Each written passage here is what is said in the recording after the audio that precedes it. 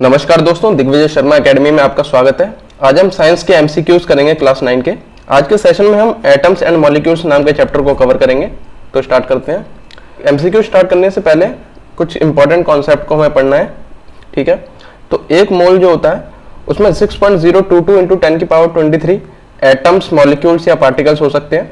यहाँ पे कई बुक्स में 2-3 भी यूज करते हैं, ठीक है। तो ध्यान रखना है आपको, एनसीईआरटी में 2-2 ही यूज किया हुआ है।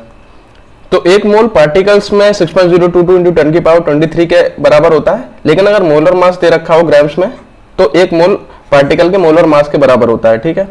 तो इससे फॉर्मूला निकलता है, एक नंबर ऑफ मोल्स जो होते हैं वो given mass upon molar mass होता है, और नंबर ऑफ मोल्स जो है अगर पार्टिकल्स दिए हैं तो given number of particles divide by Avogadro number होता है। ये अवोगाड्रो नंबर यही है 6.022 इंटू 10 की पावर 23। तो क्वेश्चन स्टार्ट करते हैं। पहला क्वेश्चन है, which of the following correctly represent 360 gram of water.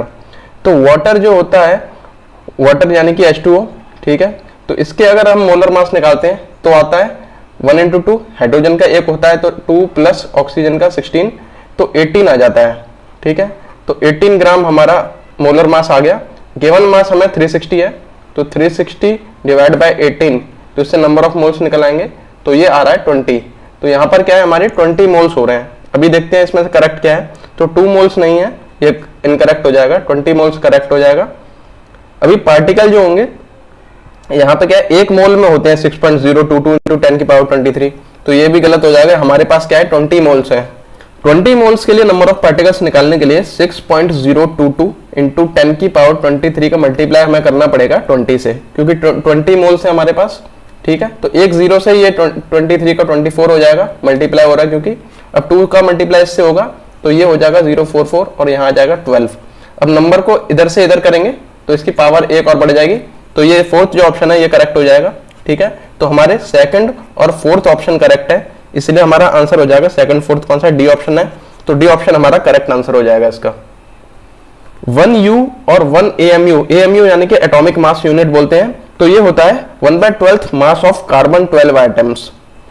Which of the following contains maximum number of molecules.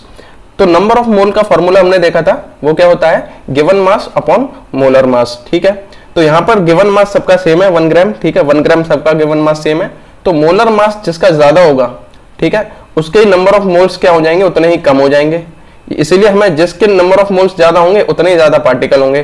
तो हमें ऐसा पार्टिकल, इनमें से ऐसा ऑप्शन चुनना है जिसका मोलर मास सबसे कम है। तो यहाँ पर अगर हम देखते हैं तो इसका मोलर मास निकालेंगे तो कार्बन का 12 प्लस ऑक्सीजन का 16 होता है, तो 16 2 जा 32, तो ये 44 आ रहा है, ठीक है।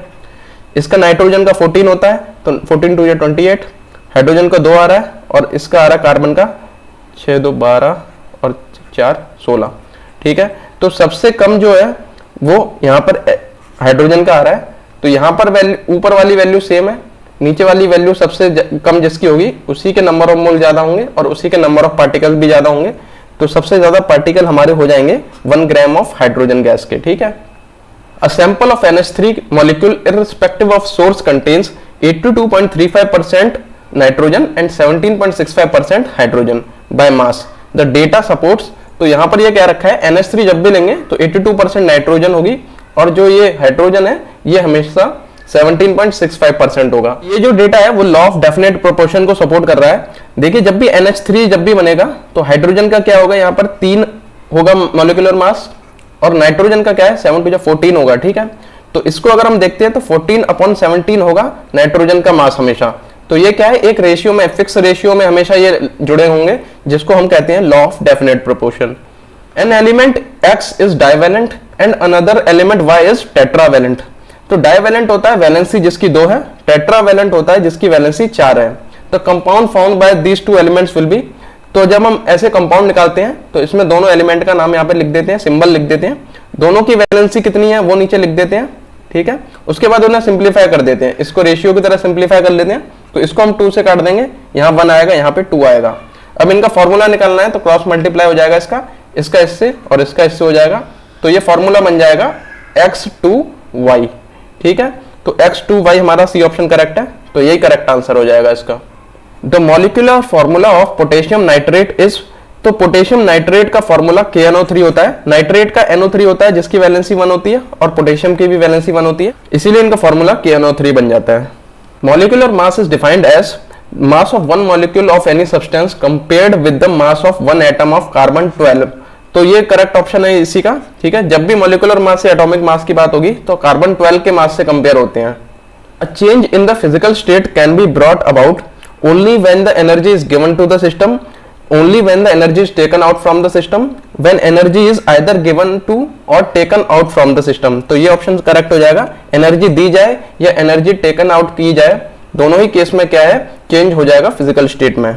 What is the formula mass unit of ZnO? तो जिंक का जो एटॉमिक मास होता है वो 65 होता है और ऑक्सीजन का 16 होता है, दोनों को ऐड कर देंगे तो ये हो जाएगा 81 हो जाएगा, ठीक है। तो 81 बी ऑप्शन हमारा करेक्ट आंसर हो जाएगा। The atomic mass of sodium is 23 grams, the number of moles in 46 gram of sodium is.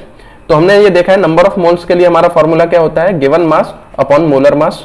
तो यहाँ पर गिवन मास जो है वो 46 ग्राम होगा, ठीक है।